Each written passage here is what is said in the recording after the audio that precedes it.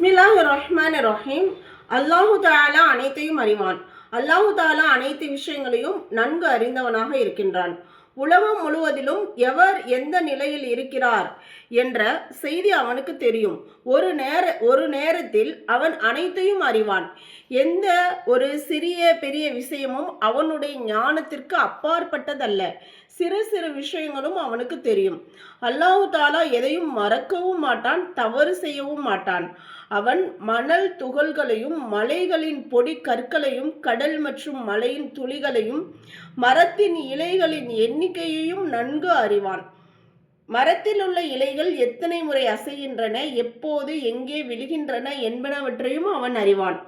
திருக்குரானில் வந்துள்ளது, மரத்தின் எந்த இலையும் அல்லாஹ் அறியாமல் கீழே உதிர்வதில்லை. மனிதன் தன்னுடைய அனைத்து செயல்களையும் அல்லாஹ் அறிகிறான் என்ற எண்ணத்தை உள்ளத்தில் பதிய வைக்க வேண்டும். அனைத்து நிலைகளிலும் அவன் நம்மை பார்த்து கொண்டிருக்கிறான். இந்த விஷயம் நமக்கு இருந்தாலே போதும், நாம் எந்த தவறுகளும் செய்ய மாட்டோம். மனிதன் தமது செயல்களை அவனிடமிருந்து மறைக்கிறான், ஆனால் அவற்றை அல்லாஹ்விடமிருந்து மறைக்க முடியாது. மனிதனின் அனைத்து அசைவுகளையும் அவன் அறிவான். எந்த அளவுகோல் மனிதனின் உள்ளத்தில் ஏற்படும் எண்ணத்தையும் அவன் அறிந்து கொள்கிறான். எந்த அளவுக்குனாக்க, அதாவது நம்ம மனசுல என்ன நினைக்கிறோம் அப்படின்றது கூட அல்லாஹ்விற்கு தெரியும். திருக்குர்ஆனில் வருகிறது, வானம் பூமியில் உள்ள அனைத்து விஷயங்களையும் அவன் அறிகிறான். நீங்கள் மறைத்து செய்பவற்றையும் பகிரங்கமாக செய்பவற்றையும் அவன் அறிவான். அல்லாஹ் உள்ளத்தின் விஷயங்களை கூட நன்கு அறிகிறான். அல்லாஹுவின் ஞானம் மிகவும் விசாலமானது.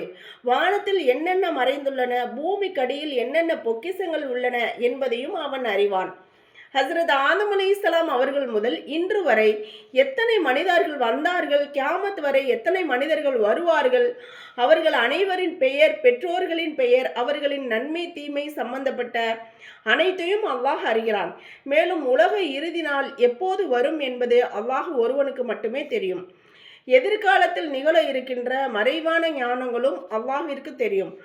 மறைவான அனைத்தும் அவன் கட்டுப்பாட்டிலேயே உள்ளன.